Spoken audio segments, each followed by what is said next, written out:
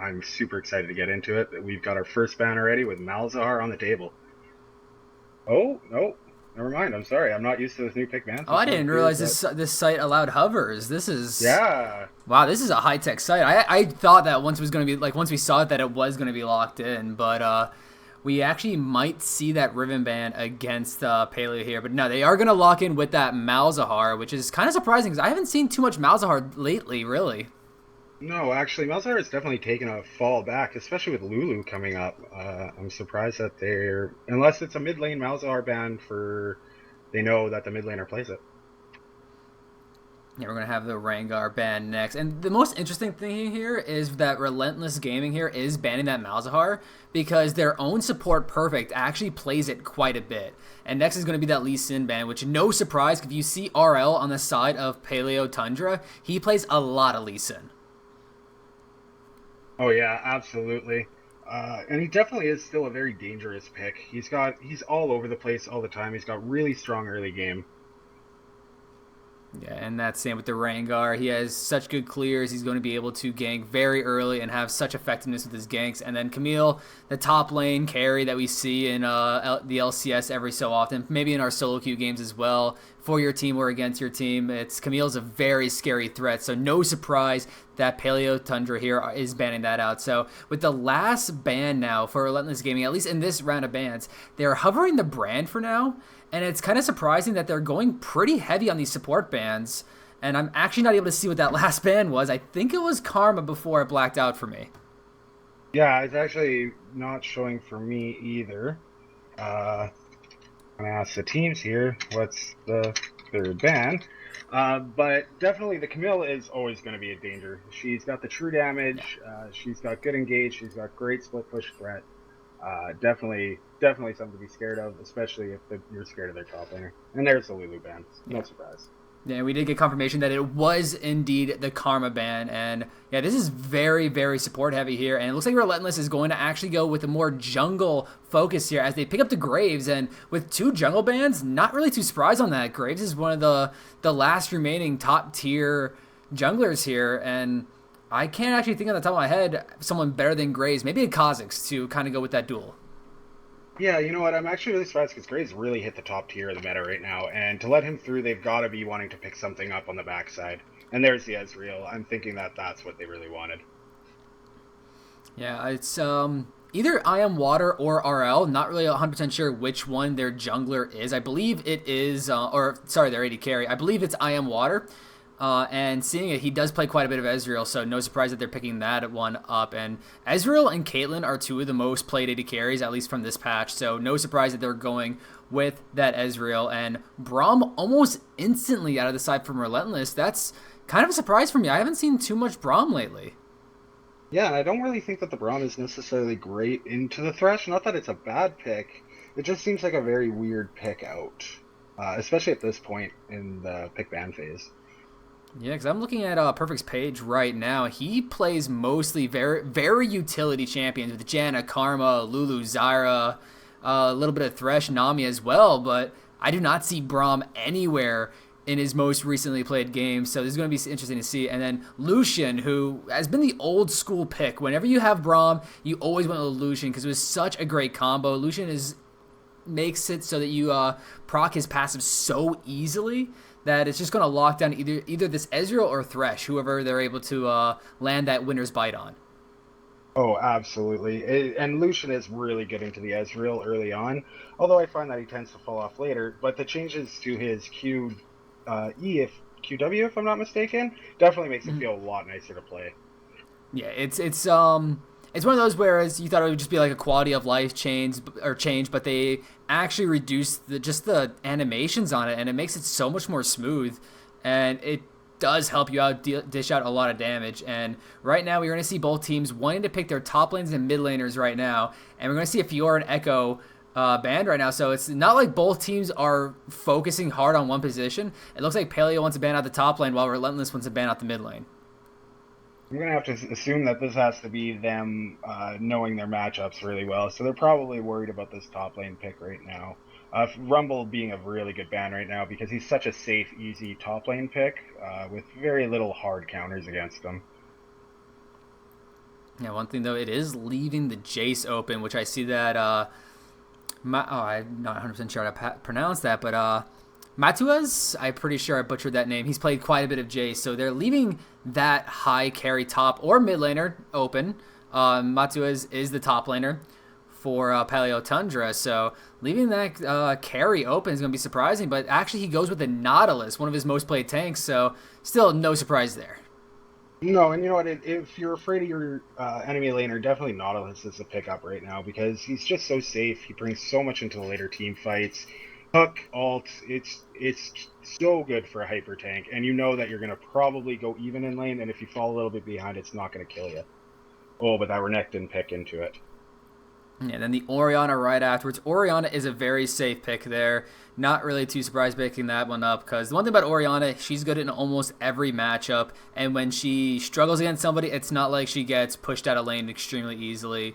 And one thing you might actually be able to notice, even with very high mobility champions on the side of Paleo Tundra, if they do get cut off with that shockwave, that could instantly turn around team fights.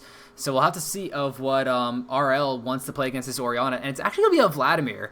I've casted a game not too long ago where it was a Vlad versus Orianna, and before Orianna first backed, Vlad did have a little bit of a good time in that lane, was bullying her a little bit, but once Orianna was able to back, she had the mana to really bully that Vladimir. It was really over in that lane, so we'll have to see if this turns out a little bit differently, and when it's going to be between Zats and RL here, but I want to say that Orianna has the better matchup there. Oh, absolutely. And it's going to turn into the later game, right? You've got the Renekton, you've got the Braum that can go both kind of go in, although they're not your best ball delivery systems. They're definitely there for you. You've got a very mobile team, even Graves, anybody that can just get in there to get the ball in. And if you catch Kha'Zix Ezreal, that's going to be a game changer right there. Yeah, so I not 100% sure of that Vladimir pick. It is going to be very difficult, as we said. And yeah, looking at the other lanes as well, I really like the Renekton pick here. League is kind of I was looking at his champion pool. He's kind of a Riven one trick. He's played a lot of Riven, but he's also played a good bit of Renekton. And if you want to be able to still be able to be that AD threat, but still get tanky, Renekton is always a good choice. Oh yeah, absolutely, and it gives you've got the Braum for tankiness, and Renekton brings that little bit of extra tank. While on the other side they've got the hyper tank in Nautilus with a little bit extra tank in the Thresh, but the damage on Relentless Gaming is definitely much higher. And if they can get out that Ori Shockwave or even good Lucian ults with Grave ults, they can definitely do some damage. Yeah, so we'll be getting over to the game momentarily. I'm just trying to look at the champion sets right now, and I'm not really sure of who I want to give this advantage to. I feel like Relentless does have great snowball potential, especially with that Graves jungler, that Lucian in the mid lane, and Orianna being able to really dictate how these fights go. I want to say that if Relentless does get ahead, that they're going to have a great time in this game. Oh yeah, absolutely. My one worry though is that if Relentless Gaming doesn't get ahead and they start falling behind, you've got a lot more tank and frontline pressure coming out of Paleo Tundra. You have a lot more pushback potential. Ezreal as well is a very safe ADC, so you don't have to worry about peeling. It's a very hard engage, get in on them kind of team. They are a lot tankier, so if they can make sure they don't, if they can get ahead early on, I think they're going to do really well in the mid game. Yeah, I gotta agree with you on that one as well. Paleo Tundra is definitely going to be a lot quote unquote tankier than Relentless Gaming. Nautilus versus Renekton. Nautilus just builds super tank. He doesn't really build any other sort of. He doesn't really build any damaging items at all. Sometimes you'll see them go with the Frozen Fist, but that's really it. I'm pretty sure that we won't really see anything else from that Nautilus going aggressive. While Renekton most likely will go Black Cleaver in a tank. So that might leave it a little bit open that if Paleo gets a very early lead, that now no one on the side of Relentless is going to be tanky, and they're going to have an unstoppable or an unkillable Nautilus. So when that happens, if Paleo gets a very early lead, they might be able to snowball this into much more. Oh, absolutely. And I'm looking at the gank potentials for both teams, and I'm looking at top and mid for Paleo Tundra are both fairly safe, including bot lane with Thresh. But I'm looking at Relentless Gaming in that mid lane. If they can get good ganks on the Orianna and put her behind, it's going to be really tough for them to get back. Definitely, like, although mid lane doesn't have a lot of CC, if they can get a good jump on her when she's overextended, it's going to put her real back, and then the Vladimir is going to be able to come back and get ahead. Yeah, and Vlad is going to have some pretty good sustain. Because the one thing that I see is a little bit of a better counter to Vlad than Oriana is really any AD assassin. Because Vlad always loves getting Spirit Visage, and if you can make it so that, oh, if you go Spirit Visage, you're not going to be having defensive against me, who's going to be an AD champion. It's going to be really rough for you in lane. Now with this, Vlad could almost 100% rush Spirit Visage if he wanted to. Usually they do rush Proto Belt into Spirit Visage, but going with that little bit of extra magic resist is really going to help him get closer to that big ticket item so that he basically becomes unkillable. Oh, absolutely. And like I said, Graves is going to have a really hard time getting in on him. He can always just easily pool away until post 6, where Oriana has a shockwave in the slow. And same with Nautilus. Even if they get a good gank on Nautilus with Renekton and Stun, Nautilus can always just Q away if he's good. And post 6, he's always got his ult for safety. Yeah, the one thing I always love to see, though, is how are Renekton positioning when the Graves does come in for a gank. Because the best thing to do as a Renekton is as soon as you have that Graves on his way, go ahead and slice past the Nautilus just so he is not able to use his Dredge line to get away.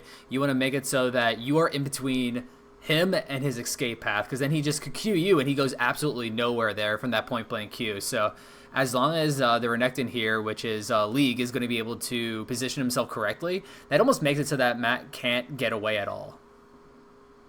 Absolutely, I agree. I do think that it's definitely Renekton's lane to win or lose, depending on how he plays it. Again, Nautilus can just play his normal lane, go safely, and as long as he makes sure that he doesn't put himself too overextended against Renekton, he should be able to make it out of laning phase. Yeah, 100%. And the one thing I always love about the season 7 meta right now is how impactful the junglers are, and it's going to be Graves and Kha'Zix, two champions that love ganking and love trying to get kills to snowball themselves.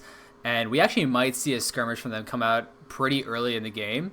And it's one of those things where I'm not really sure who has the advantage on that. I think it's whoever just gets the jump on the other one. They're the one that's going to win. And that also depends on how much help they're going to get from either their top, bot, or mid laners. But I don't know which one to give the advantage to. Maybe the Kha'Zix, just because he has a more easy time getting away or jumping onto somebody. Especially with that isolation damage, he should have quite a bit. But Graves he dumps out damage. Even at any point in the game, early game or late game, he just does so much. Absolutely. And you know what? I'm trying to look at these lanes, and everybody's pretty safe. Everybody's got a good way out or a good way to defend themselves. But if Graves can get on you and start getting ahead and getting some damage, he's the kind of jungler right now that can just steamroll a game by himself. I'm sure everybody's had it in their solo queue games where a Grave just pops off. I know I ban Graves every game. I remember that too. Like, I actually haven't played a lot of Graves, and I usually play ADC or jungle. Those are my two main roles. And I played Graves the other day. I was like, oh well, I'm just like wanted to try him out, see how good he is, and all that stuff. Went like 9-1-6, and the game was over in 20 minutes. It's like, why don't I play this champion more? And then you go to actually play him, and it's like, oh, that's right, he's always banned. You rarely get a chance to play Graves in solo queue anymore. It's the same with like Rengar. Really, he's never really open, and when he's open in these high tier games, you could bet that they're going to go ahead and pick it. He's probably one of, if not the best jungler in the game right now. All right. Well, we are just starting to load in, so we'll be getting into the game right away. And I have to absolutely agree with you. Rengar right now is an absolute brutal pick out. And if you can't get to him, I really do think that the Graves Kha'Zix are two of the best choices. Because other than that, I'm thinking Ivern maybe. And we're getting into game right now, guys. The Ivern is definitely an interesting one. That's very good in like a team style play, but not good at all in like a solo queue aspect, in my opinion. Absolutely, I do agree. So we are starting to get into it right now. We're all running out of base at this moment. I definitely want to see how these starts happen. Thresh definitely has a chance to go in and start an evade if they choose to. Yeah, Thresh is always a good one to get. It's not as good as Blitzcrank, obviously, but he's still one of the best invade supports, especially if he does start with that death sentence. And it doesn't really hurt your laning phase too much if you do go with that. But we'll have to see what they do. It seems like both teams are just wanting to kind of put out that line of scrimmage, making sure that no one could go in on them, and they don't want to go for anything too impactful. Absolutely, and you know what? Sometimes it's just better to play the safe game. If for some reason you end up going in to try and invade and Renekton, somebody's there to stop you, it could be really dangerous. And this game is definitely going to be very volatile one way or the other, I feel. Yeah, I really do agree with you on that as well. And just trying to see with items here. Nothing really too special. Renekton going pretty aggressive, going with that Doran's Blade. But that's kind of standard, especially when you're going up against a tank. And besides that, yeah, nothing really all too surprising coming out here. The Dark Seal is pretty standard at this point with Vladimir's, just because he needs that little bit of extra sustain early on to help him out. Absolutely. I'm starting to wonder about Lucian's build because he did go the Doran's Blade instead of the 3 pots longsword, which makes me think that he is probably going to be going into that crit build rather than the new Bork Triforce style build that has been getting really popular. Yeah, I do agree with that as well. We'll have to see how the game goes on, if he has to adjust his game plan or not. But we'll have to see when this game goes on and on, because as we see in the early game right now, they're actually bullying quite hard down in the bot lane already. Yeah, and that's not surprising. I feel that Lucian Braum, especially early with Lucian's passive, that's such an abusive lane, and that it's really Ezreal's job to just try and get out of it and hit into that mid-game power spike with the Mirror Mana. Otherwise, he's going to end up getting bullied really hard here if he's not careful. Yeah, definitely, and perfect there, applying as much pressure as he can on this Braum with those Qs, doing quite a bit of work in tactical right there. Ooh. Doing a lot. Was almost flayed under tower, and that could have been devastating. Absolutely. That invisible flay that nobody expects for the tower shot can definitely turn to level 2 very, very quickly. I'm definitely impressed, though, that they're able to keep up in CS even while being pushed under turret already. Yeah, they're not really missing too much right now. The Lucian just being above right now, it's 3 CS at this point, which is not really all too that beneficial for them.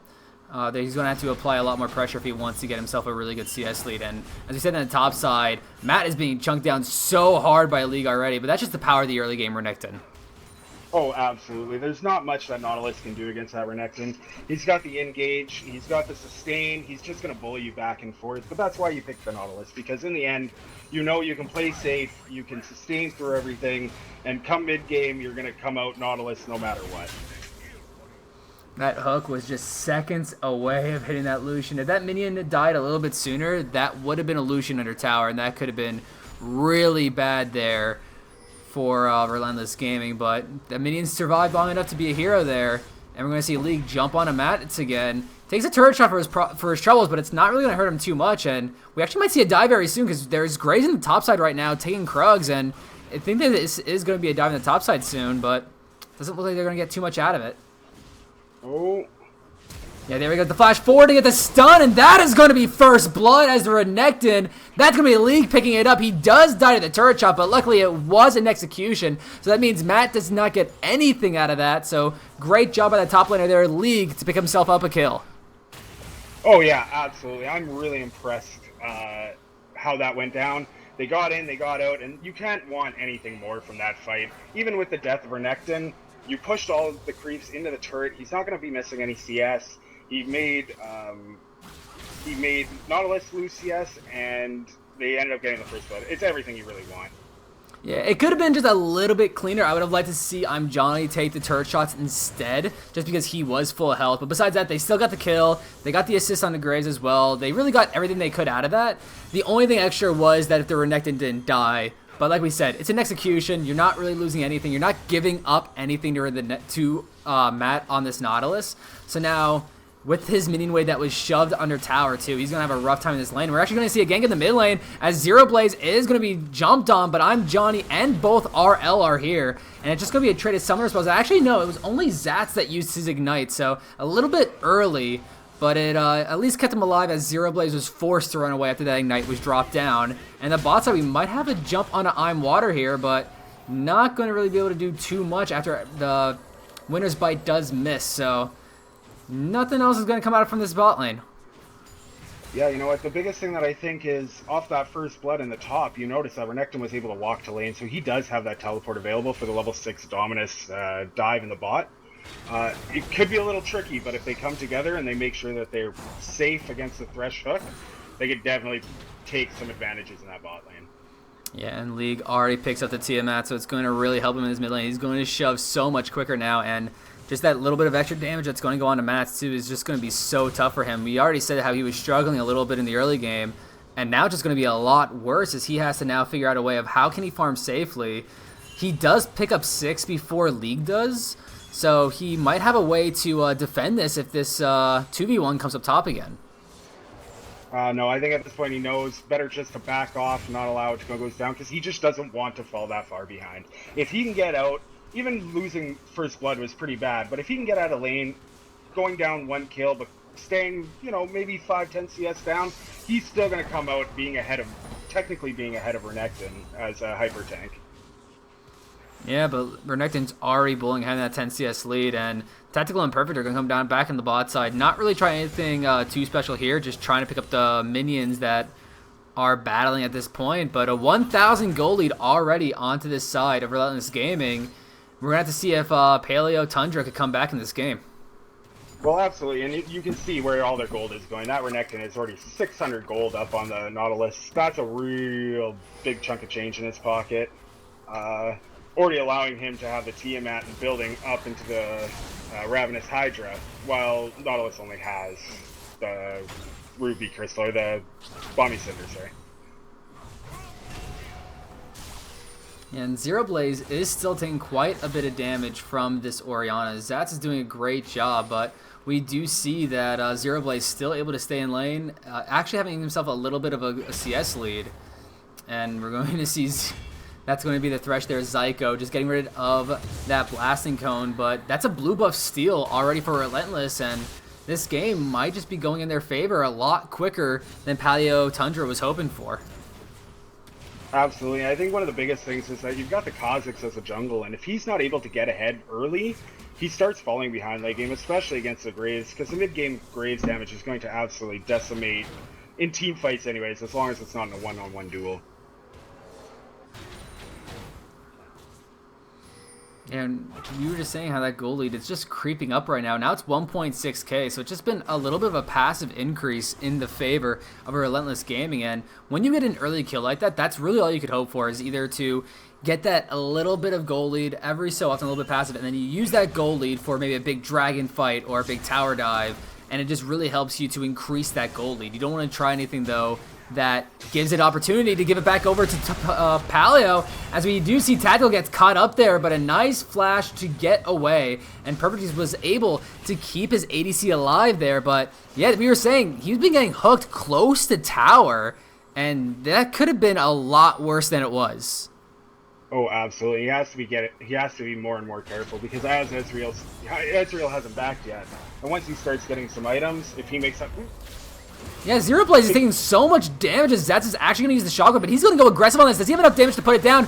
The Vladimir just barely getting that 1v1. Didn't think he had the damage to do it, but he knew that champion inside and out, and he picks up the kill onto Zats. This is one way for Paleo Tundra to get back in this game. Oh, absolutely. That was an amazing outplay by the Vlad. I know I was sitting there thinking that he was dead. That was beautifully done by him. Even after getting caught by the shockwave, he knew to go in because she was out of CDs and that he could abuse that.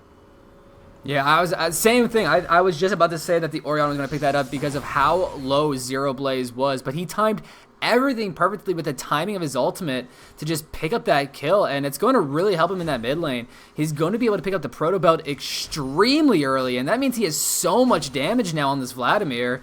My best guess is he's going to go now next to get that Spirit Visage, so now he's going to have a lot of damage and become unkillable. Zats on this Orianna might have a rough time now.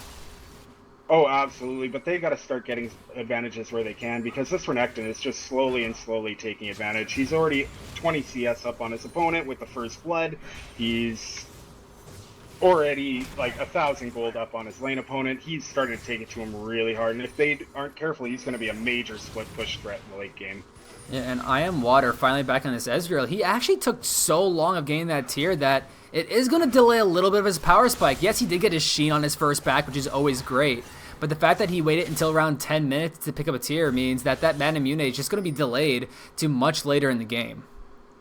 Absolutely. I really feel like getting the mirror mana is like your major thing that you want to do on Ezreal. You can't let it fall to the wayside because that's going to be his huge spike when he gets it. And it's even nice to get that small passive increase on damage and mana while you're poking down. I do feel that he's going to have a hard time, especially with Lucian going right into that Bork build, so I was wrong earlier. Yeah, so it is going to be the Bork pickup by the Lucian. No surprise there. It's been really the... Let's just say the build of the meta right now. It's been really strong for Lucian, giving him that sustain and a little bit of extra damage that he needs, especially when he's up against tanks, which this Nautilus is going to become. That Bork is going to be very beneficial for him. Oh yeah, absolutely. He's going to need it in order to start taking down some of these tanks, because other than him, Graves is the only other person that can really do a lot of damage to the hyper tanks like Nautilus, and even then, Nautilus late game is going to be soaking a lot of that damage, so the Bork is definitely going to help him later on. And looks like League is still building up to finish that Tiamat into something. Maybe he can pick up a Black Cleaver as well. We'll have to see. He does take quite a bit of damage here from Mats, and that's one thing that's good about early game Nautilus is that in lane, he just has a good amount of damage whenever he's wave clearing, because if you're around him when he's riptiding, he just does a lot of passive damage around you, so he's doing a great job of staying alive in this top side. He is behind quite a bit of CS, but that's what happens when the Renekton gets first blood and is able to bully you out of lane. Oh, absolutely, but they need to start looking to try and make a play in the top lane. Kha'Zix has been sitting in the top quite often, but he hasn't been able to make a play. And if they don't start looking to make leads somewhere, they're just going to slowly fall behind. Ooh, the ultimate from Braum is actually going to miss, and I don't know if they can actually continue this fight right now. They're going to back off. They kind of blew that trying to go ahead and hitting that Ezreal, but he does get away, so a little bit of a force there in the bot lane, and it's not going to work for them, but they still have that 2k gold lead. Even though that they did give up that kill in the mid lane, they have still been able to increase this this gold lead, and Zero Blaze again gets hit by a shockwave right now and is forced to use his pool in order to survive there. And we see RL also being pushed out of his jungle. We haven't seen a lot of ganks from this Kha'Zix, but we've seen Graves in his jungle a lot, and it shows in that CS lead that the Graves has over the Kha'Zix. It's kind of hard to judge because it's jungle camps, but 40 CS is a lot. Oh, absolutely, and they really do have to get on this Renekton. Not only was he up CS and the first blood, but now he's got first turret. He's just becoming a monster at this point, and nobody's doing anything to try and stop him. Yeah. One thing I did notice from chat, you might have to turn down the in-game volume a little bit, just to give you a warning on that. Oh, my bad. Sorry. But in the meantime, we do see League did jump onto RL there, trying to steal this red buff, but not going to be able to 2v1 there, so he is just going to back out. But he did pop his ultimate, so that is going to be a big cooldown now for the Renekton that's gone. Oh yeah, absolutely. Now you see this bottom lane starting to take over, and if they just are letting them take over, let Relentless Gaming take turrets, they're just giving up at this point. Yeah, so that's another turret down. That's all outer towers already down 14 minutes in. This is just showing how far ahead we have for Relentless Gaming here. 5,000 gold in the first 14 minutes. That is just huge. Oh yeah, absolutely. And they're playing amazing League of Legends. This isn't a brawl. This isn't a clown fiesta. This is them getting that first kill on Renekton and just slowly taking leads all across the map. Yeah, but Zeroblaze is going to go forward, almost able to get the kill onto Zats, but he's not able to put down his Ignite, so now he's forced to run away. He does have Zyko there to protect him, but Zats there just barely was able to get out. And this is just showing that Zeroblaze kind of proving me wrong. I thought that it was going to be the Vladimir having advantage, or I'm sorry, the Orianna having advantage over the Vlad, but Zeroblaze is doing a great job in this mid lane. Oh yeah, absolutely. He has really shown that he knows his Vladimir plays, and he's not afraid to take it to the edge. He, as shown in that 1v1, even when he looks like he's behind, he knows his Vladimir, and he knows his power spikes and what to do. And now we see Renekton in the bottom side of the map starting doing their switch for the split push. And again, just beating on this Nautilus back and forth, even under turret, taking turret shots. Yeah, League is just so far ahead of Matt right now, and yeah, you saw that. He just took so many turret shots, but it looks like Matt actually does want to go on him, as we see that Vladimir was making his way down in the bot lane, but going to just back off right now. That don't want to chase too hard, especially when you don't have too many wards. And yeah, he's just going to back off of that one right now. 5K. This is still impressive on the side of Relentless Gaming. And it's mostly just passive gold from farming and those towers that are gone. Oh yeah, absolutely. Like, don't get me wrong. If Paleo starts coming back and starts taking some turrets, they still have all the turrets up on the map. There is still gold available to them, but if they don't start getting to it, they're going to fall farther and farther behind, and they're just not going to be able to do anything. It just feels like they're running around the map trying to deal with League, Split Push, and the rest of the team, and they just can't do anything about it right now. Yeah, looking at the gold on the players right now, it's showing that the jungle... Actually, never mind. As I say that, RL is going to make his way down to the bot side, and League is getting caught up by Matt there. Great use of his ultimate to get him into range. And now Zero Blaze is going to be jumped on right here, going a little too far forward, but luckily he's able to use his pool and get away. But the fight's going to continue down in the mid lane as well as the bot side. RL taking down Solo. Can he get away? He does. But a nice job by I'm Johnny there to almost turn that fight around, as both Matt and RL was forced to run away. Zyko just not quite able to land that hook, so the fight in the mid lane is probably going to stop as well. But fights are everywhere, but no one is dropping just yet. But then you see Relentless Gaming in the bot lane taking the bot turret again. Even if it looks like they're losing, they're always taking something on the backside, and they took that really nice fight in the bottom, even while having a tough time in the mid, and still winning. Yeah, I Am Water just takes a shockwave, and that means another tower goes down in the favor of Relentless Gaming. And I was just about to say earlier, if you look at the goal lead for just the individual players, you have both top and jungle ahead by 2,000 gold right now, and that's because of the massive CS lead that both of them have. Oh yeah, absolutely. And again, it's just a smart, slow play. Oh, never mind. Yeah, Zero Blaze really wants his fight in the top side. He's dealing a lot of damage over to Zats there. The Ignite doing quite a bit, but that doesn't matter as Zero Blaze picks up the 1v1 yet again against Zats. This is the saving grace for Paleo Tundra right now, as Zero Blaze is 2-0 right now. Absolutely, and he is coming back, but you see, even being 2-0, he is still down gold on the Orianna because of the turrets right now, and they really need to start looking at objective, or else they're going to continue to fall behind. They made a really good play in the top, and it looks like they're going for that top turret right now. Yeah, this actually might be a good thing here. Zero Blaze trying to carry Paleo Tundra right now, as Matt, he might get caught up by I'm Johnny right here.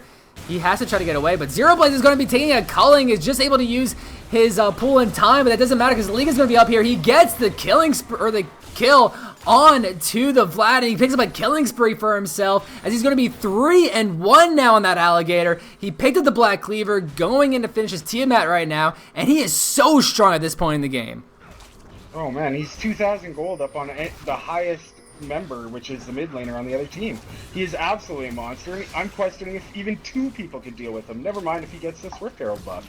They are just funneling their gold into the Renekton, allowing him to do his side pressure, and taking things all over the map for it. It's absolutely perfectly played.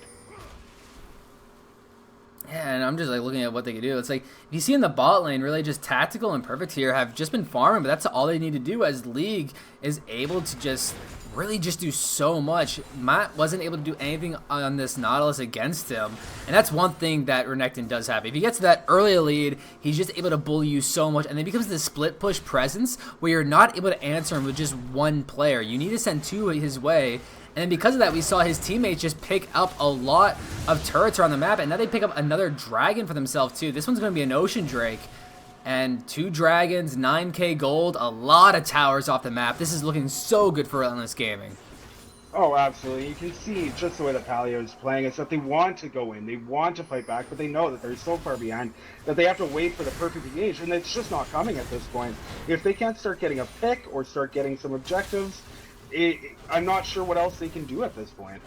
Yeah, nice shockwave is going to land on 3 people. You gotta say, Zats, he's been landing these ultimates on this Orianna, and this might start the fight now for Relentless as they go into Zero Blaze, who's already extremely low. One more ability might take him out. Actually, the Ignite almost taking him down. I'm Johnny getting the snipe with that ultimate from the Graves, and this means go for Relentless Gaming as they jump on a match, but Perfect might have gone a little too far forward. He's going to be taken down solo, but RL not able to get the assassination as I Am Water just drops there from Tactical, and now League is in the backside. You said he might not be able to win these 2v1s, but there he goes getting a double kill as RL is the only one who's going to be able to live right now. Relentless Gaming is just dominating at this point.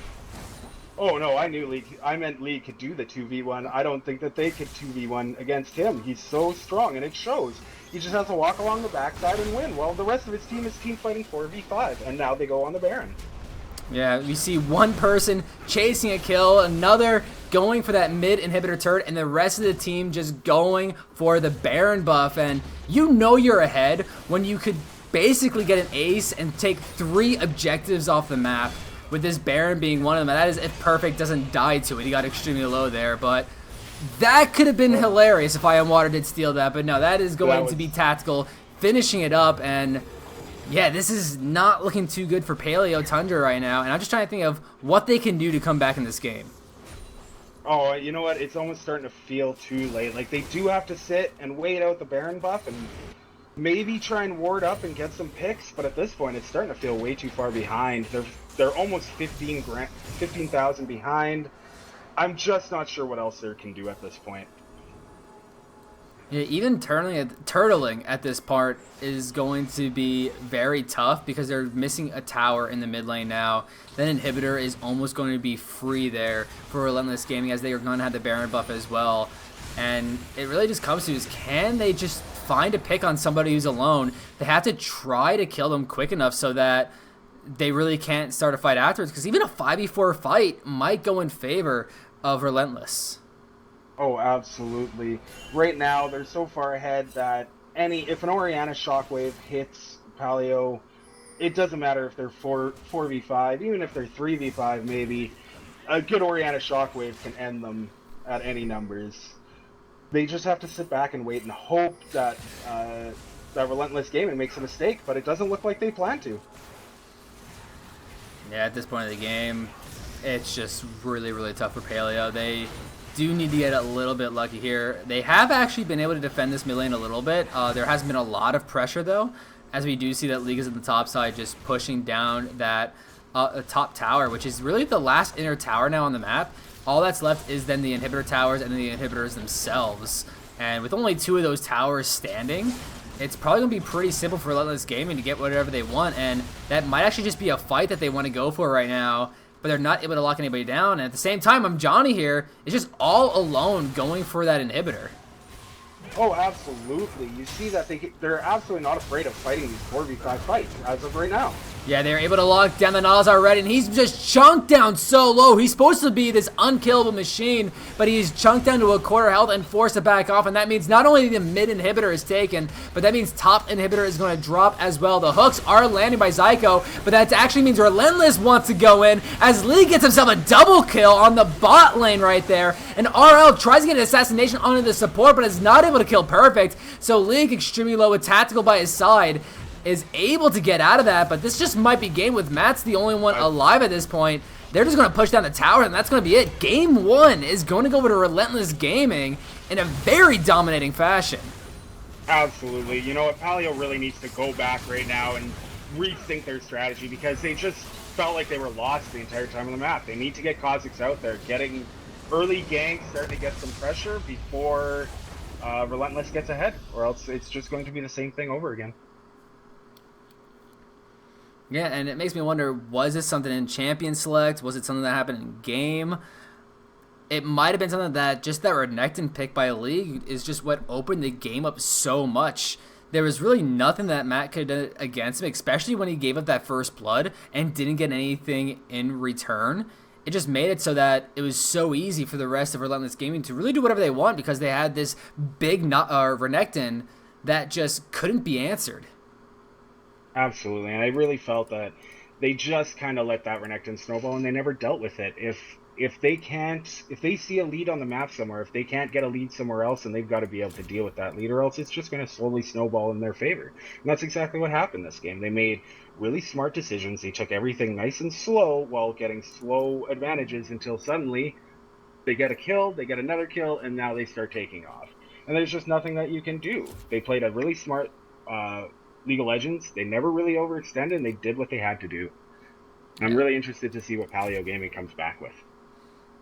Yeah, it makes you wonder, do they go for something safe that they could just stay back and just try to play the long game? Do they go with something very aggressive? Maybe just like a Vayne or some other form of hyper carry down on the bot side to try to do something? Because the one thing is the bot lane went even, so you can't. So it's not like they really had too rough of a time in in the laning phase. It was just that once the rest of the game is wide open, Ezreal does kind of have a little bit of a rough time of dealing damage.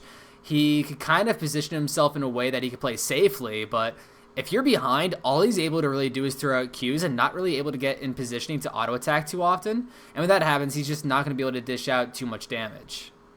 Absolutely. Ezreal really shines with those big, strong front lanes, which I thought this team would be perfect for him because he can just stay in the back, stay safe. When somebody tries to jump on him, he moves away. He's throwing out Qs and doing damage, and it's very difficult to deal with him because of his own mobility while having such a strong front line. But the front line just wasn't there. As soon as Mateus started falling behind, it they just couldn't get enough of a lead to have that front line, and they would just Relentless would just walk right through them.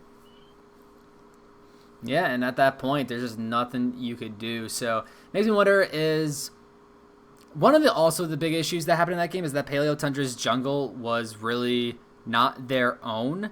The Kazakhs had a really bit of a rough time, while you saw the Grays really just spent a lot of time in the Kazakhs' jungle, and at that point, when you're that behind, you have to concede your jungle so much.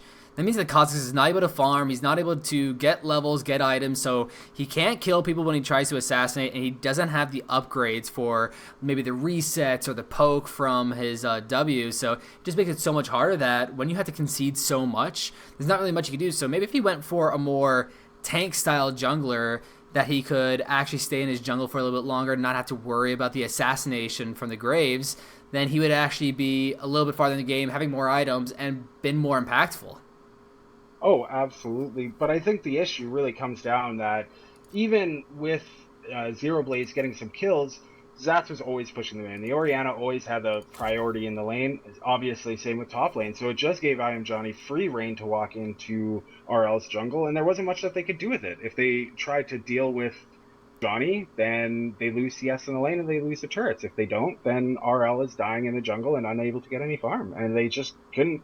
It was played so well by the team that they just felt like it seemed like they just couldn't find any grasp at all. Yeah, and it makes me wonder, like, it's going to really come down to see what Paleo could do in the next picks and bans phase. The Kazakhs really didn't work too well for them. They really got just beat up in their own jungle. The Ezreal didn't do too bad, but when they're, like we said, the rest of your team is losing, there's just nothing an Ezreal could do. You could poke from far away, you could play safe, but then you're not dealing damage. If you get too close, if you have to use your E aggressively, then you're just a sitting duck and you're going to drop extremely quickly. We'll have to see if anything happens to really help Paleo in this. Maybe they pick more of a, like we said, hyper carry, a tank jungle, make it so that it is just like a protect the Vayne, protect the Twitch comp, and just allow that ADC to go off.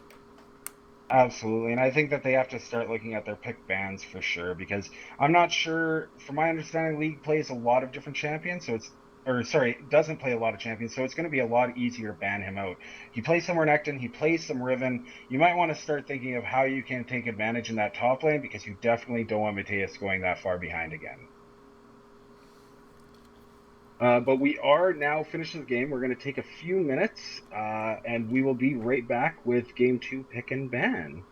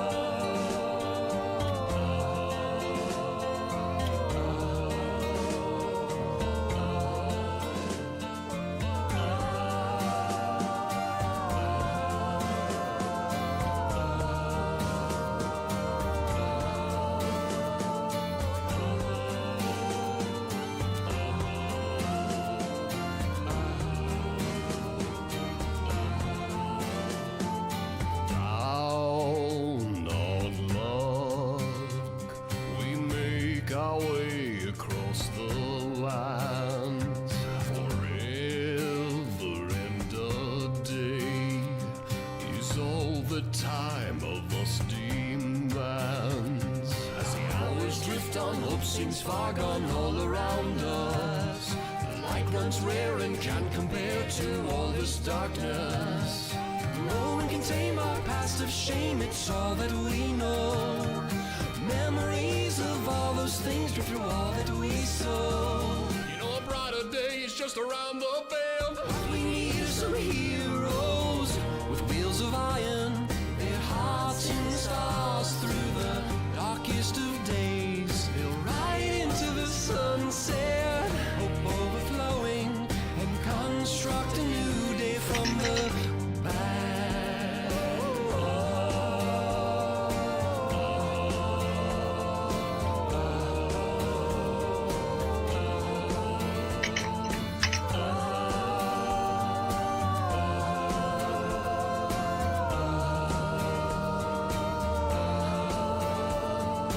I can see the sorrow in all their eyes. Just one more day is what they say to stay alive. There's a pain that we all gain from all this darkness. Look around and see it's bound to every one of us. It seems all we see is misery at the end of our ropes. Let's break this mold and change the old and all begin to hope. You know a brighter day is just around the bend. What we need is some heroes made of metal, some steam-powered gunslingers to save the day. They'll ride in with their heads held high, guns aimed courage at their side, and vanquish the evil from the lands. What we need are some heroes with wheels of iron, their hearts in the stars through the darkest of days. They'll ride into the sunset, hope overflowing, and construct a new day from the bad. And construct a new day from the bad.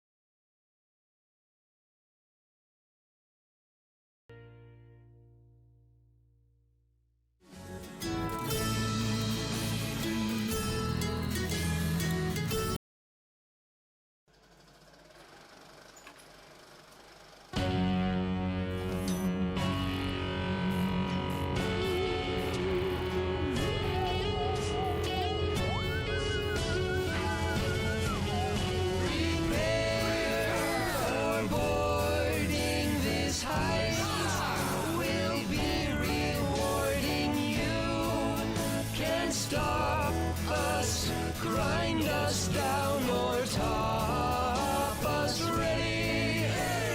Now, water is our desire. Stay us unite, a call to arms.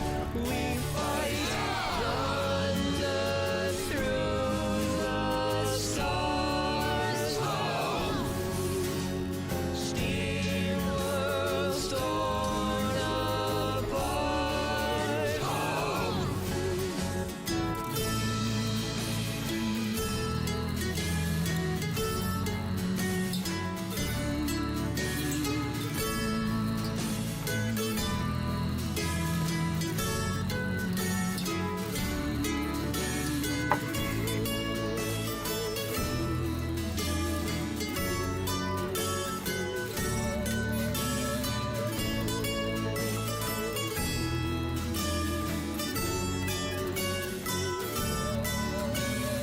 Thunder through the stars. Steam worlds torn apart.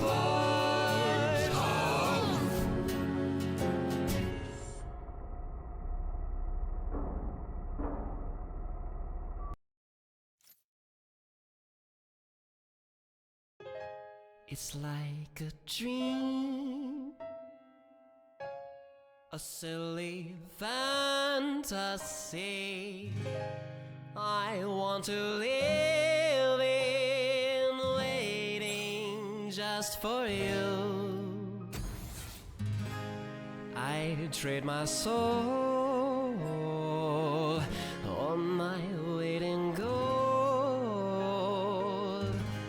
to have a smile, yeah, that was my goal. Yet another night, and alone with no home. I'm here without you, will search till you're found. I'll be down in the star scrap. It's all just star scrap.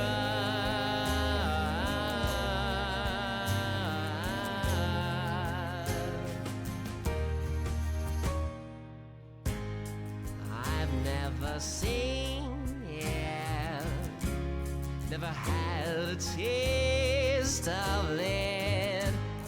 It's such a shame waiting just for love.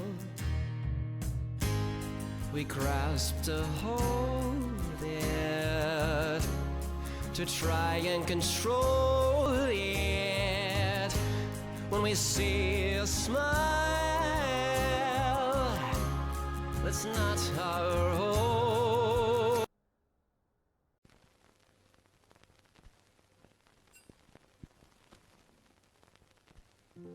You told me you'd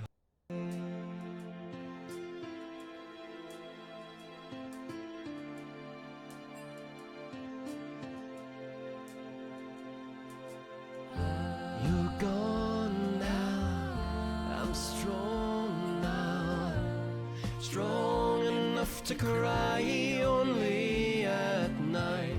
I see now, it can't be now, now that you're away, and I wish that I could be like the desert. He never seems to cry. I wish that I could be like the ocean. She never needs to ask why. I'm the lonely lady on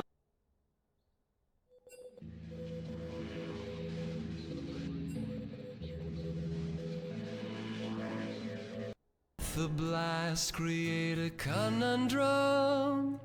Then particles of light could seethe and burn rainbows across the galaxy.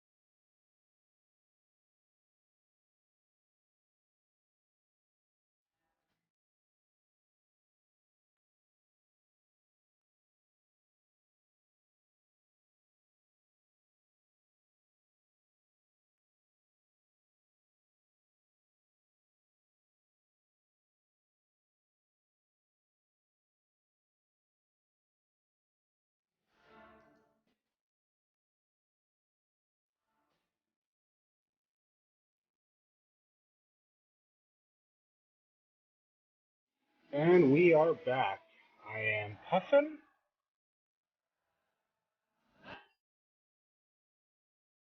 Oh, are you excited for this next game, Rudy? I know I am.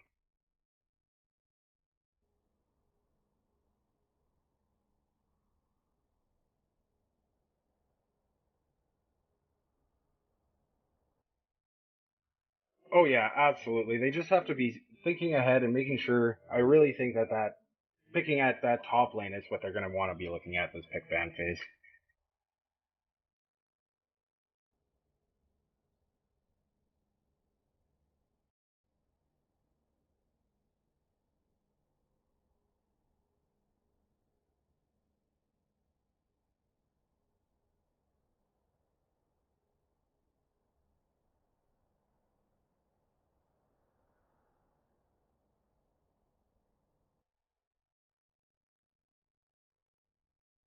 Well, that could be really dangerous for Paleo. I think the Shen ban on the side of Relentless was really smart because they're trying to make sure that we can make sure that Paleo Tundra can't be affecting the rest of their map from the top lane. If we know we can crush him in the top lane, we want to keep him up there, not allowing him to affect the rest of the map. And with the Lulu ban as well, it's taking a lot of power out of that bot lane as well.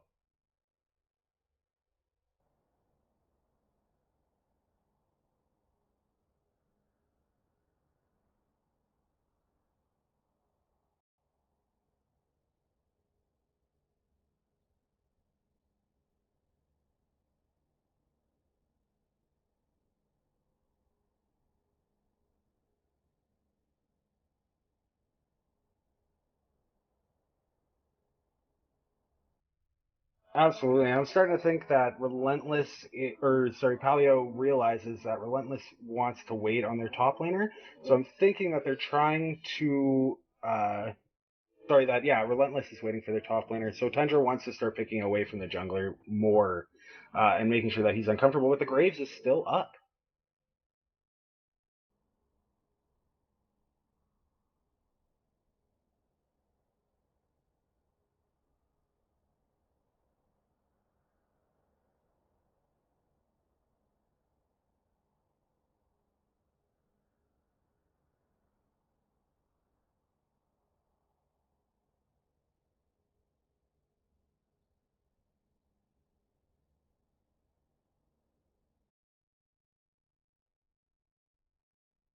Absolutely. And the Malzahar still can be fairly strong in the bot lane, although he's lost a lot of his power now that the Voidlings don't automatically target you.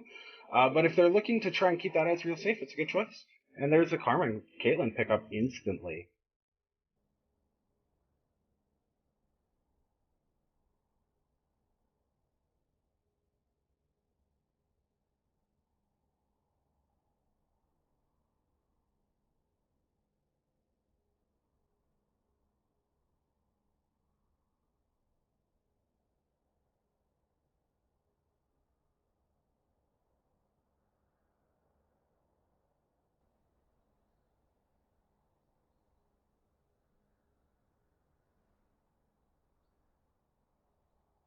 Well, I'm surprised that they go for the Lease over the Kha'Zix here, although they do have the Malzahar on the flex pick that could be the support instead of the mid.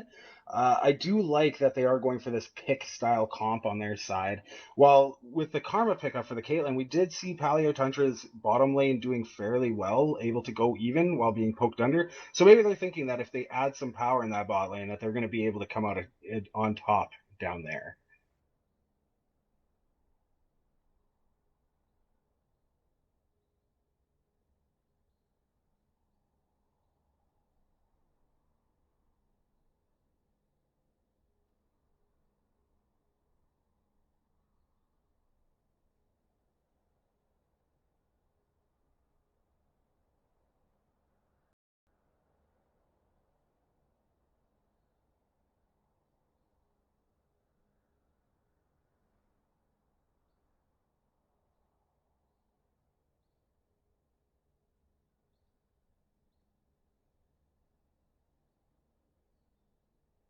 Oh, absolutely. I'm really wondering what that Malzahar is going to end up because I was hoping to see the Echo, but the Ari is still there in the mid lane, and she has been a very strong pickup lately, as well as Talia we saw today. Actually, the NALCS has picked almost every game.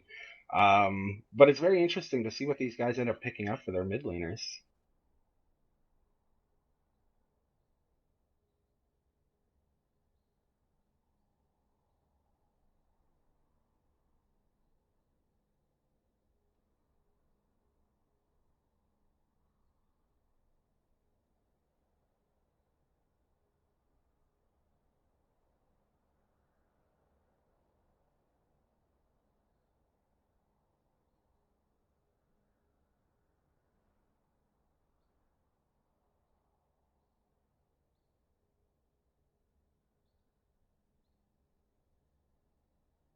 Absolutely, and Paleo has to be worried because with the top lane, how bad it went last time, they definitely wanted to try and get a favored pick in this. While it appears that Relentless is just looking to counter pick, but I feel the Victor choice in the mid lane isn't a bad one because although he's fallen out of the meta, you always know that he's safe wave clear. He's going to be able to keep up in CS, and later on in the game, he's got that really strong ult, which is going to go really nice with the Graves ult as well.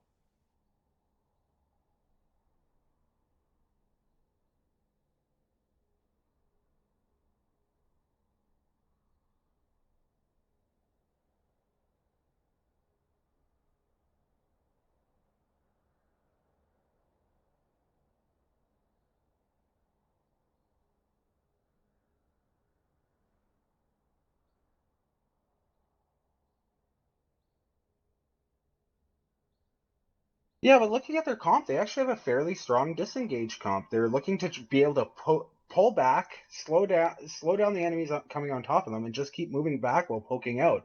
Although I'm starting to wonder if a really bad Elise Cocoon or a Flash Malzahar ult could really put them behind.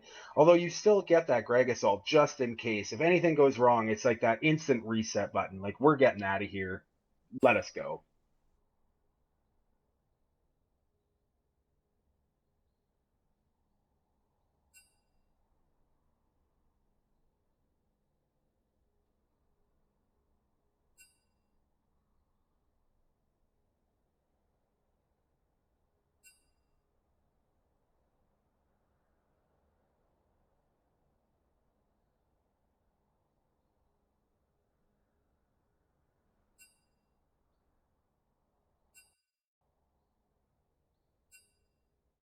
Oh, absolutely. I really feel that they may be a little overly confident Never uh, with rest. this comp because yeah, your only real strong tank is Elise, and Elise isn't even all that tanky in the long run. While on the other side, you at least have the Gragas, which is great for being in front of your carries. He's just a big fat guy that loves taking instant damage, and like I said, he can disengage and get anybody off of his team. I'm really worried for Relentless Gaming if they can't get ahead, but as we saw last game, when they get ahead, they like to take that lead and just go with it.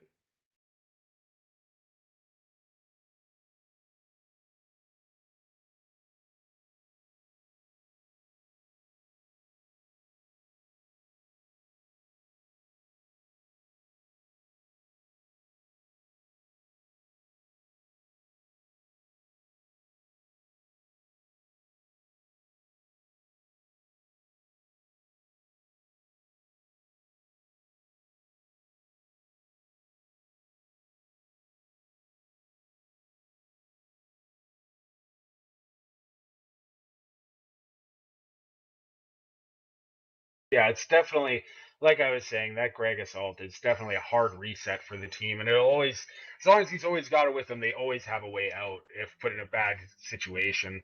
But again, like I said, Relentless Gaming, if they get ahead, they're going to be really strong. That Camille in the top lane can absolutely dumpster people when she gets ahead. Although I don't know how that lane favors actually, though I would probably give it to Camille overall.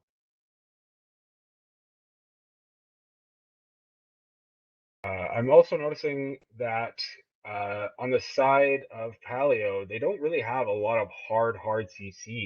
They have the Victor traps. They've got the Victor trap. They have the Caitlyn trap. But other than that, there is absolutely no form of hard CC. While you look on the other side to Relentless Gaming, you've got Malzahar ult, you've got Elise Cocoon, you've got Cassiopeia ult, you've got Camille jump in.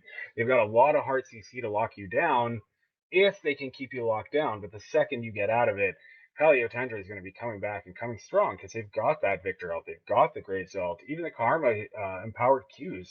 That is going to hurt.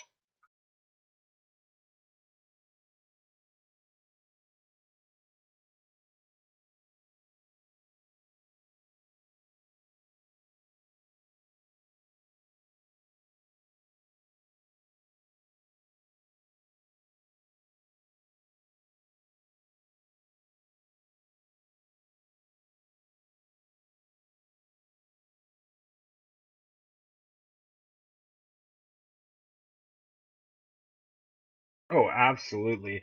And we saw last game that the jungler on Relentless Gaming, he loved to be in the enemy jungle. He loved to be in there taking everything he can whenever he gets a chance. And I don't think that that's going to be something that the Elise can pull this game.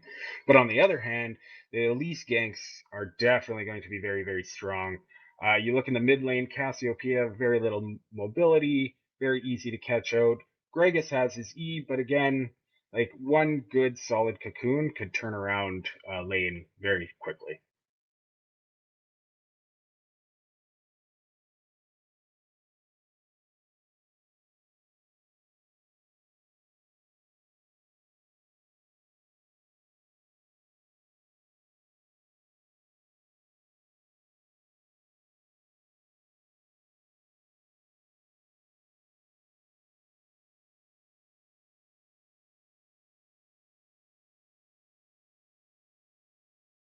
Oh, absolutely. But like I said, if Relentless Gaming missteps once, it's all Paleo Tundra's game to take, and that's what they're going to be looking for. Is the second Relentless Gaming makes a mistake, you got to be jumping on that because if not, they're going to end up taking everything from you.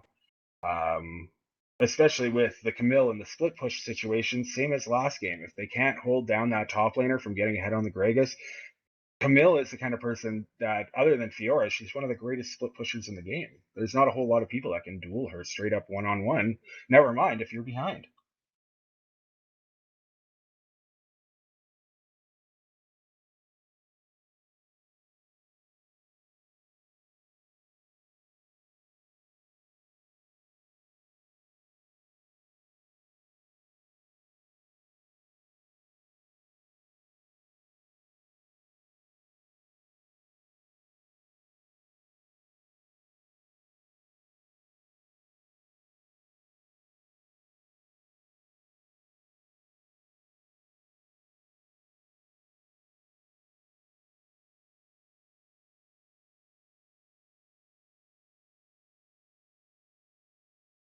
Well, and thinking about from last game that how bad of a time that Paleo Tundra had with their jungler, he just couldn't get in. He couldn't make any ganks, and now, sure enough, he's on Graves. He's on another champion that doesn't have much CC. He doesn't have like he has a lot of damage, but then you look in the mid lane, you got to rely on the Victor W. At least Gragas has the Q, but Camille's E is a very safe ability. Like she can get out of almost any problems if she's close enough to a wall to use it.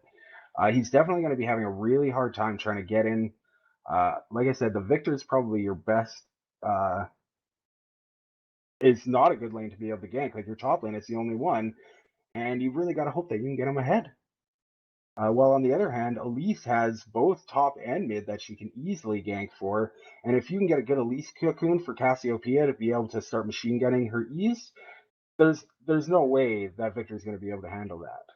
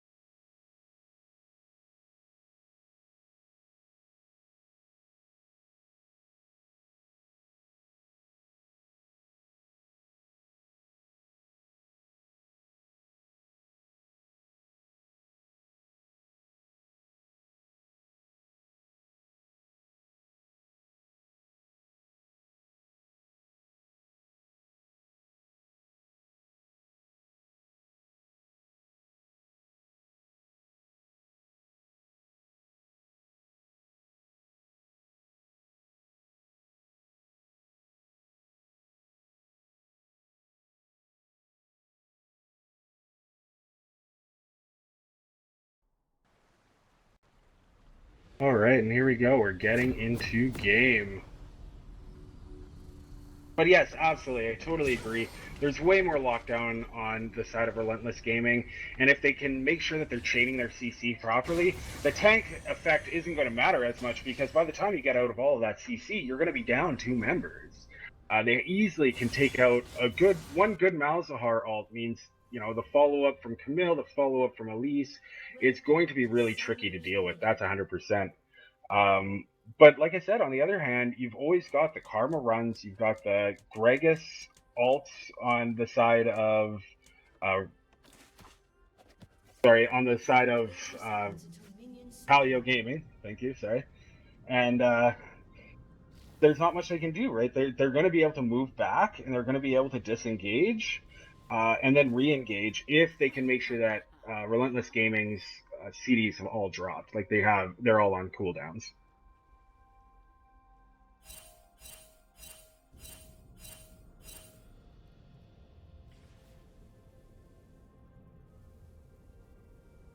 Minions have spawned.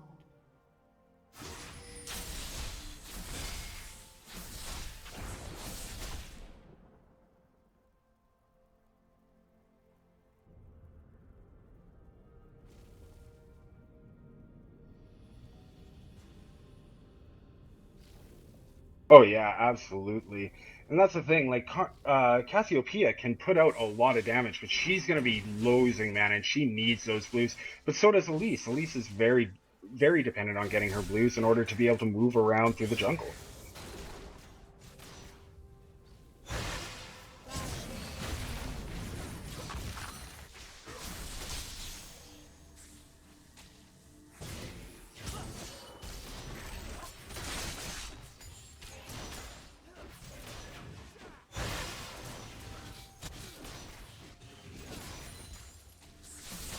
Absolutely, and I'm sitting here thinking about the level 6 and what is the bottom lane going to do when Malzahar flash ults on top of Caitlyn? There's absolutely no way to stop Malzahar's ult from Karma, and she's just going to have to sit there and let Ezreal beat on her. There are the shields from Karma, but I just don't think that that's going to be enough.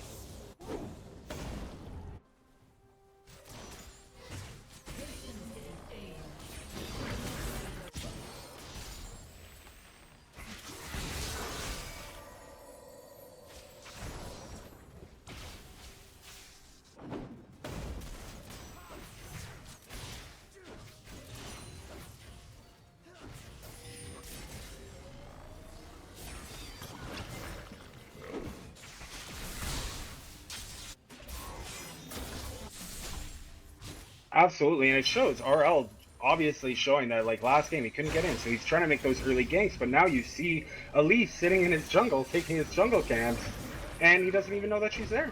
If he's not able to get ahead off the ganks, he's going to end up falling behind if he allows I'm Johnny to take everything from his camps.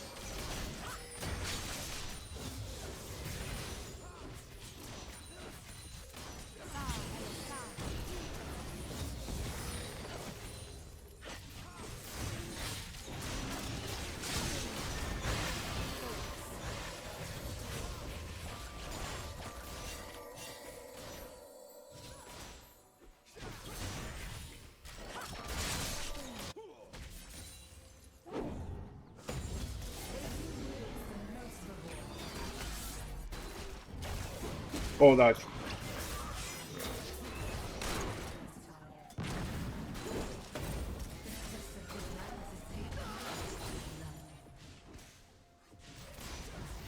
was absolutely perfectly planned on the body slam. He saw it coming, he knew she wanted to get out of there, and he just sat there waiting on it until she popped the first one and instantly knocked her out of it and got a beautiful gank off for it. It was very, very well done.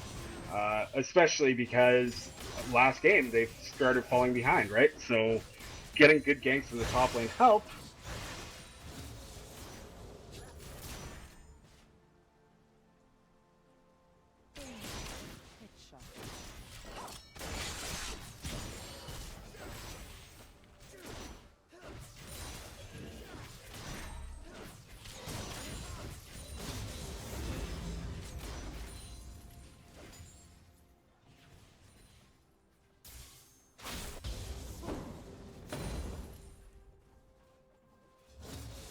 Oh, absolutely. And I'm almost wondering if the Mana Crystal was the right choice, if she shouldn't have just gone for the Longsword to give herself a little bit more damage in the lane. Because the root, even though the Mana Crystal is going to allow her to sustain a little bit more off W, it's not really going to give her anything in the lane. And it's just going to allow Mateus to start abusing his lead even farther.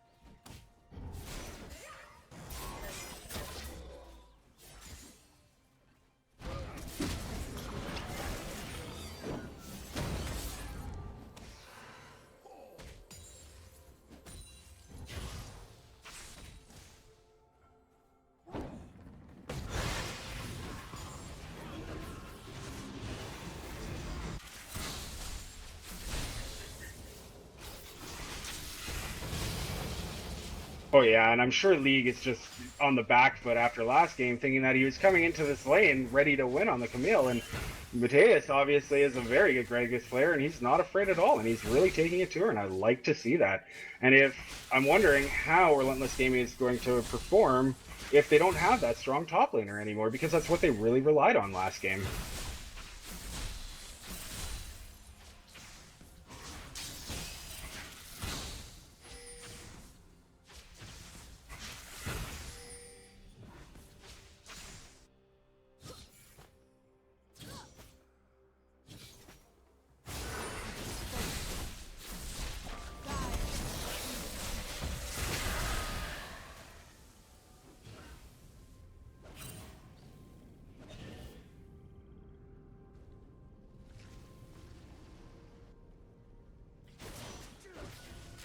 Oh yeah, absolutely. She was lucky to get out of there. That could have been an easy kill if Zats had gotten that stun off on her. Uh, because again, the Cassiopeia damage is absolutely insane when she locks you up. Though I am pretty interested to see that even though Caitlyn, it shows the bottom lane for Paleo is being very aggressive. Again, this Ezreal has stayed pretty even and is staying fairly relevant. We'll see if he's able to take that into the mid game and use it, unlike last game.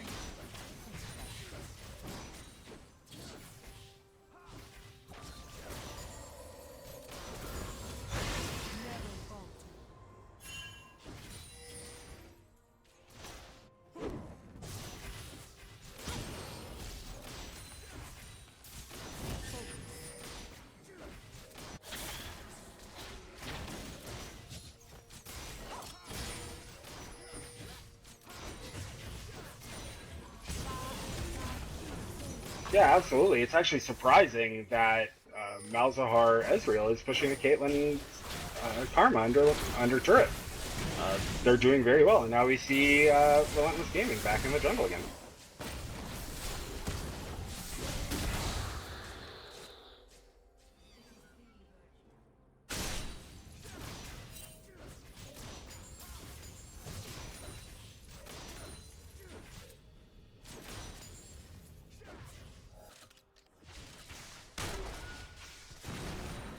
Oh yeah, absolutely. Now they got priority on mid, working through there.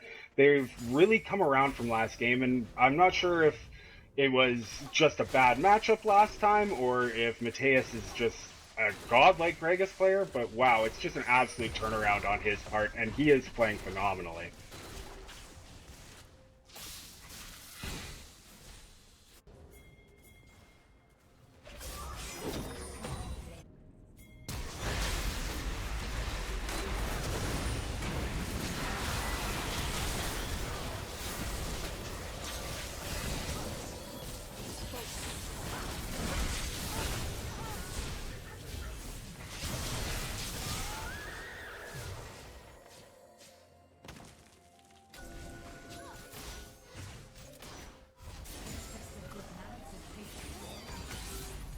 Oh yeah, this is exactly what they want because they've already got the lead in the top lane. Now the whole bot side is just going to start pushing in for favor, and you've got Zero Blaze in the center just pushing down the turret, no problem. They've got priority in the mid, they're winning in the top lane, and now feeding the bot side of the map is, everything that they want.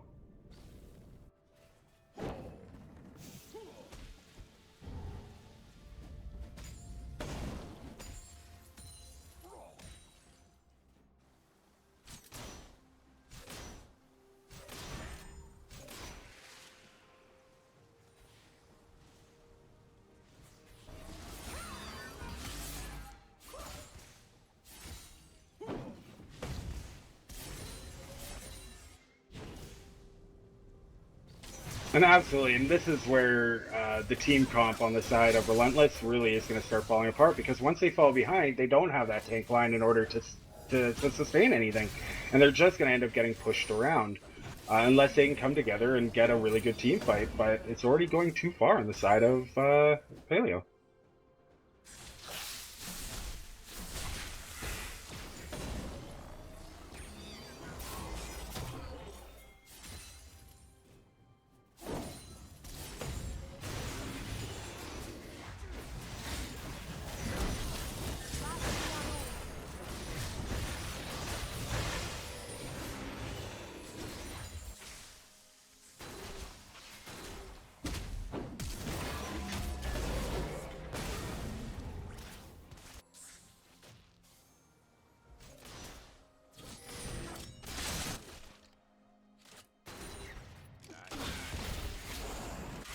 Oh man, I'm pretty sure that Mateus's laundry just finished because he went and got his carry pants for this game. He is just on fire right now, under turret and everything, no fear of the Hexatech ultimatum, just gonna completely walk all over the top lane. And now they don't have that strong side, so what are they going to do? They're pushed in at the bottom, they're pushed in the mid, and they've got to start making some picks.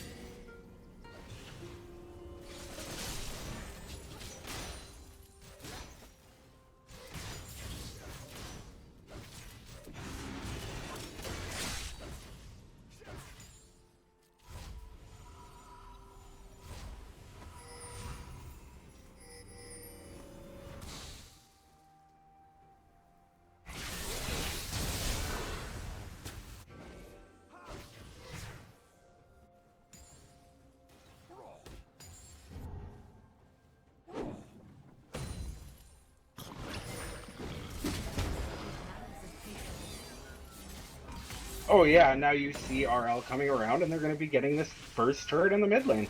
And I agree with you that they have been moving a bit slower than Relentless did last game.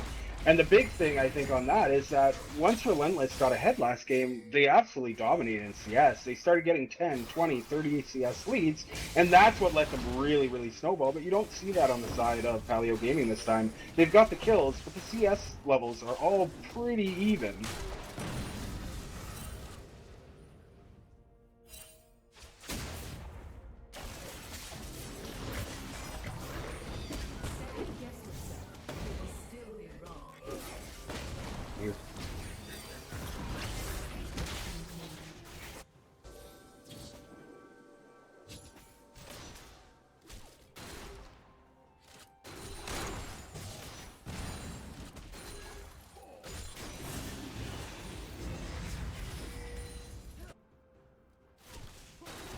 Oh wow, this game, as we said when we first got into it, it's starting to. The first game felt really volatile, but this game's the same way. Seems that once one team gets ahead, it's over. Oh yeah, and then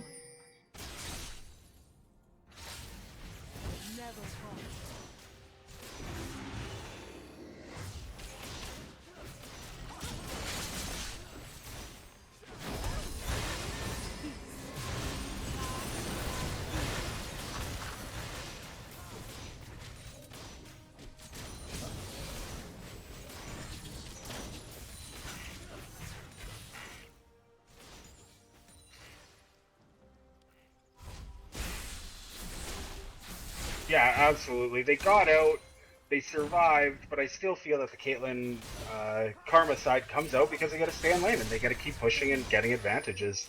And the one saving grace that I feel, oh,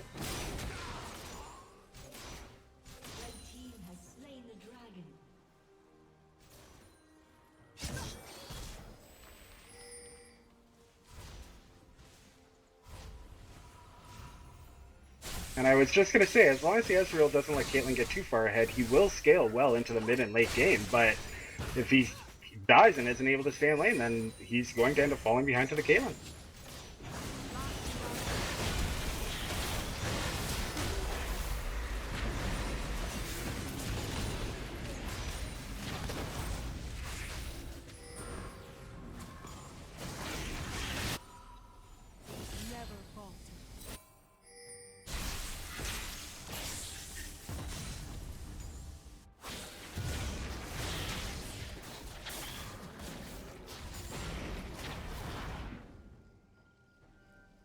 Absolutely. They are taking those little leads and they are getting them. Maybe not as fast as Relentless last game, but they definitely are. And that TP out of League actually really hurts them because even though Gregus is down right now, it's almost 3/4 up and he's going to be able to make a really good play on the map if he chooses to.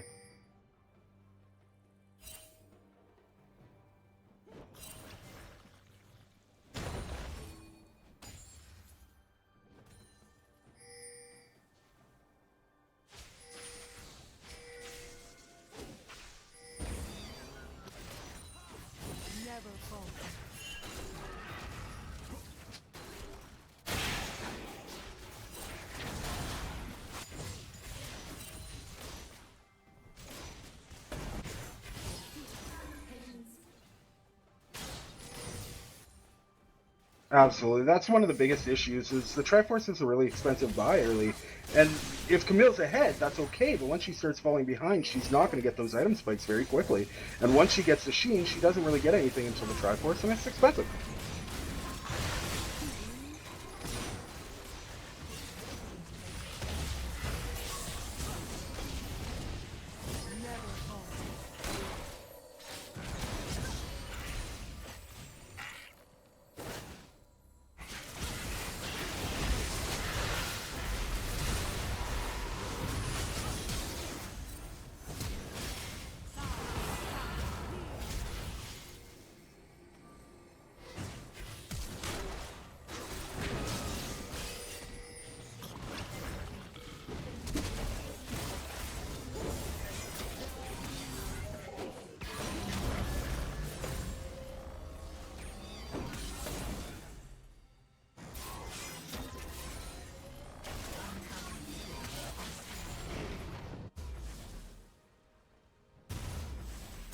Wow, that was actually really, really helpful for him. Getting that kill will definitely give him some gold in his pocket and allow him to come back because he's just been getting the crap eaten out of him in the top lane right now.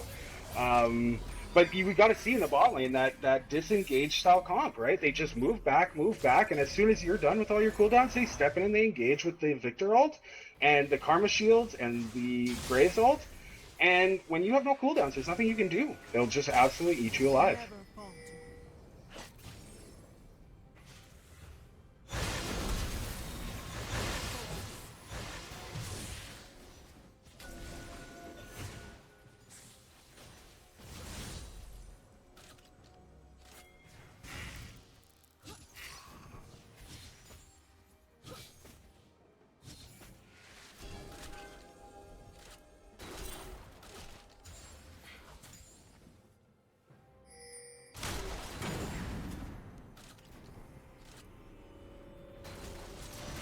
Oh, absolutely. She's got the true damage. She's got the percentage health. She's got everything that she wants to go up against Gragas right now. And if she can get a good pick like she did, she's got the damage to take him out. It's just very difficult because he is so far ahead.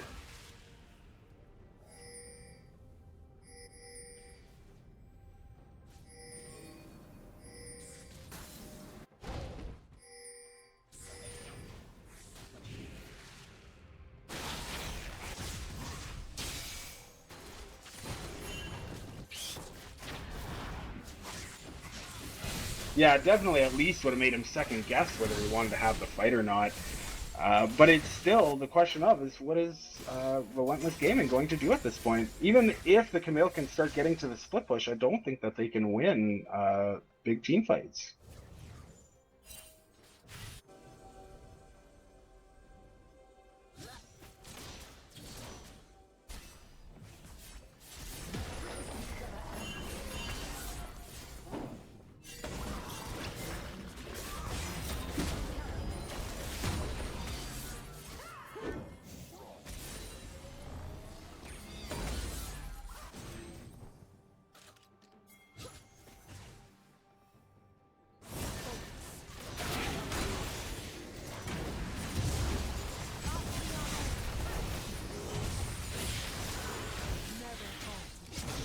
Oh, and here comes that beautiful teleport.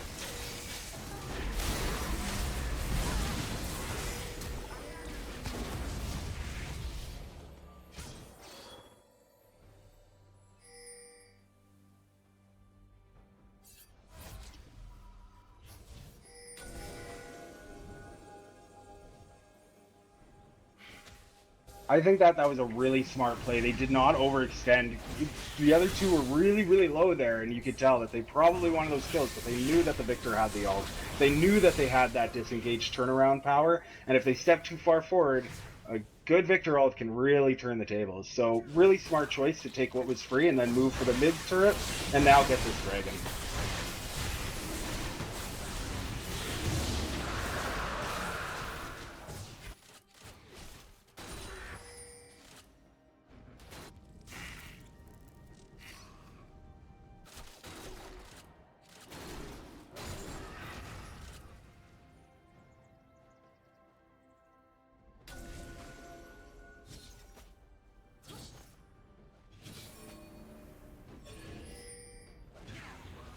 Absolutely, and you can see there's still a lot of gold on the map. There's still the mid turret, there's still the top turret that's available to them. So it's not like the gold isn't there as long as they can start taking these advantages, getting these nice picks, nice teleports, and taking advantage. And that's exactly what they did there. They allowed Mateus to get to the mid or the bot side, and they decided to use it. Oh.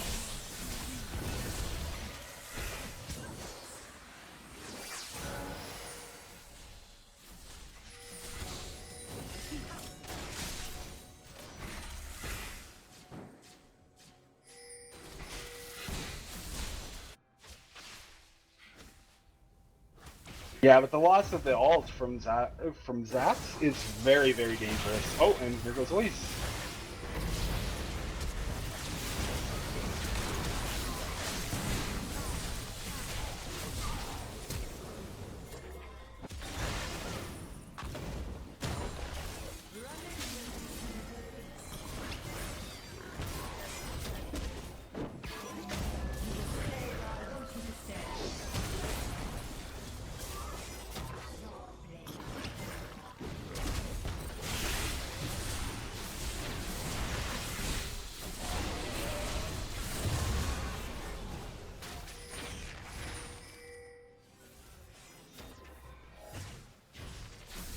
I actually think that Relentless has the foot right now because they have the scaling comp, right? They've got the Ezreal, they've got the Cassiopeia in the mid lane, they have the Camille in the top lane. These are all very, very strong scaling champions.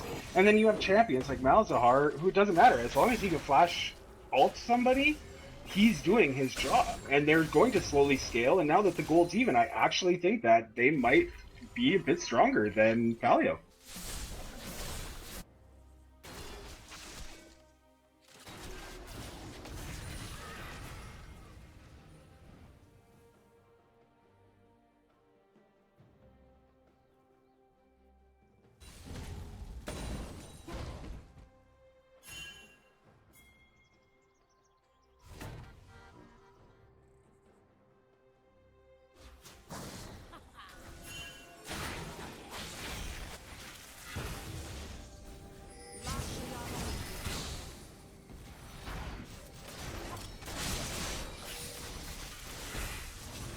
Yeah, absolutely. And again, once a Camille starts getting ahead, she's so difficult to deal with. She's so safe with her ease, and she has so much sustain, it's very difficult to deal with. And now they can just do the 1-4 that they like doing and get turrets, right?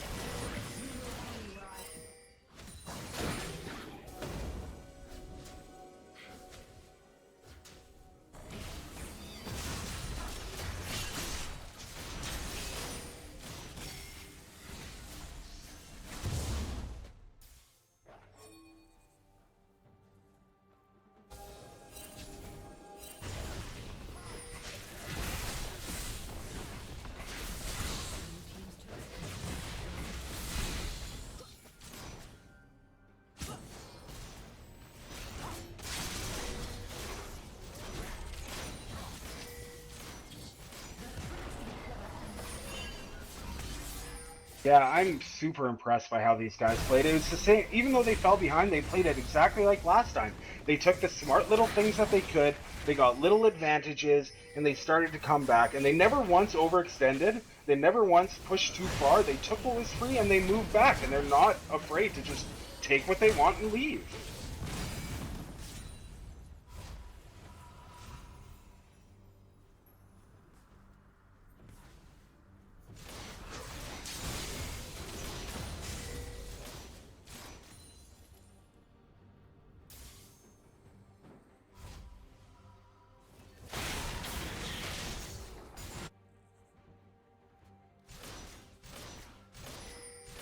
Yeah, exactly. And I'm not sure what Relentless Gaming, or sorry, Paleo Gaming wants to do right now because they're on the back foot and they do have a decent disengage comp, but it never seems like they can pull it off together because they keep having to put Mateus in that side lane in order to deal with the Camille.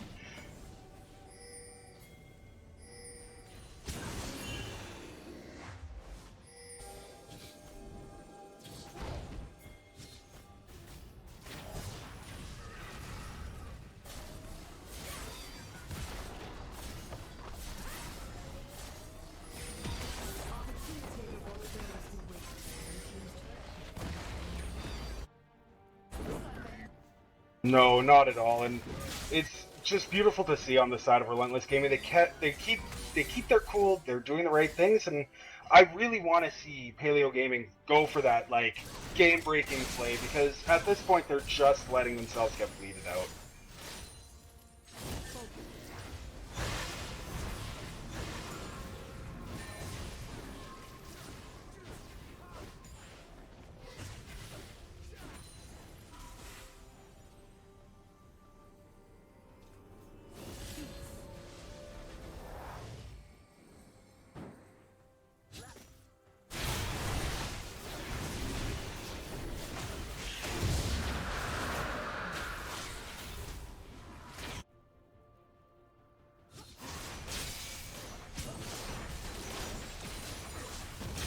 Yeah, absolutely. You can already see that Camille is now 1,000 gold up on the Gragas when he's still 4-1.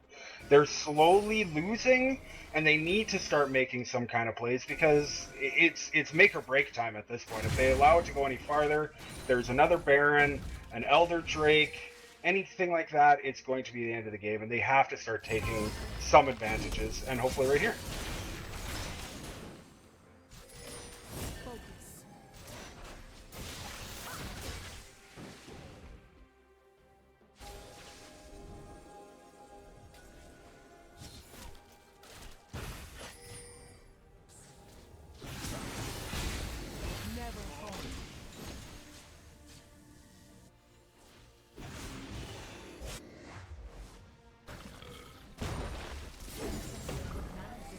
Yeah, and I do agree that I like that I saw them at least trying to make those proactive plays because nothing makes me sadder than to see a team just go out, let the lights slowly fade. But again,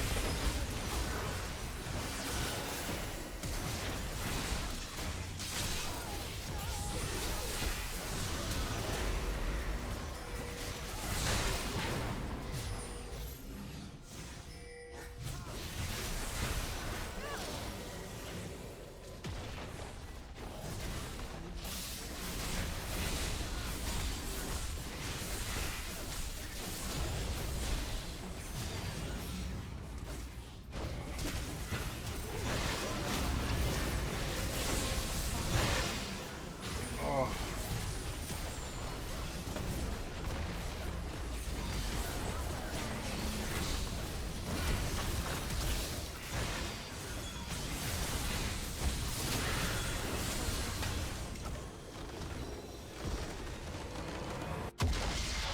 absolutely. You know what? As soon as they started falling behind, you could see their proactive plays stopped. They started getting scared. They started getting worried, which is really sad because they started out so strong. They came off a back foot. They came together. They said, "Guys, we got to step up. We got to decide how we're going to win this." And they did. And they came out and they fought strong. And as soon as Relentless got that lead, it seemed like they just gave up almost. I don't want to say they gave up, but it was just that slow burn kind of thing, right? They weren't willing to try and go for big plays, and they couldn't.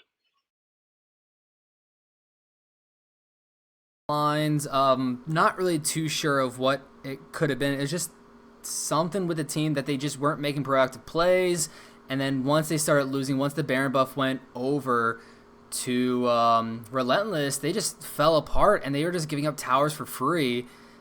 And there's just nothing they could have done. And in my opinion, that's what cost them the game. If it's a lot of people in chat are saying that it might have been a shot caller, if it's maybe some team leadership that they need to work on, not sure. Because we saw it in the early game, they were able to win out laning phase. The ganks coming in from RL were actually really good. They were able to pick up a lot of kills, but they weren't able to do anything with their lead. They gave up dragons, they gave up too many kills, and then once the Baron was given over and they were actually behind and no longer ahead, they just completely fell apart and didn't know what to do.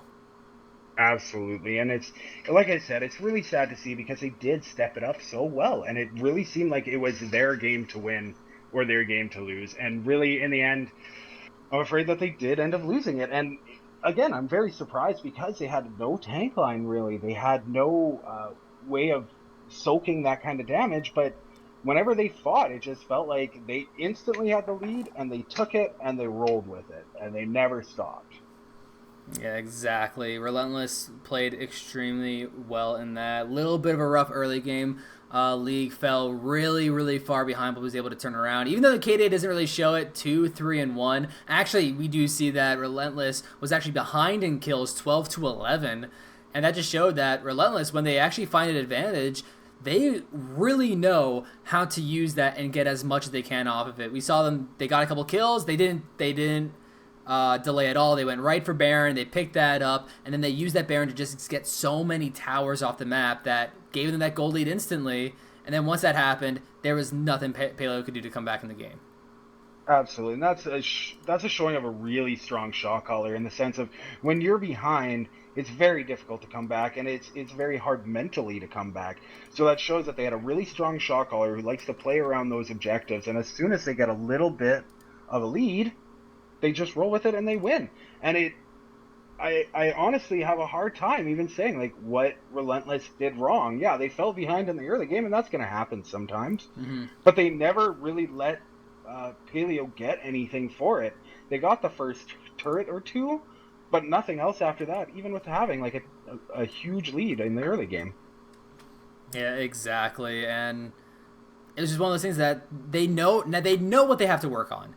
They saw what happened, and they have to fix it somehow. We don't really know what it is because we are not in the behind the scenes. We don't know what's going on. Is it something with shot calling? Is it something with maybe the team just gets tilted, and once they start losing that they just fall off? Maybe they need some kind of leadership to say, okay, guys, we're still in this. Let's go on this. Know your roles. Like, they just need to do something. Maybe it's coaching. Maybe it's something even before the games even start. Who knows? But that's something that now we have to see from Paleo. Can they take this as a learning experience? Can they use that and work on it, and maybe we could see them do better down the line, because we saw their early game can be good. Oh yeah, absolutely. And they have strong pieces. Like we saw in both games, their bot lane did really well, right, in the early game. Even when they were behind in the last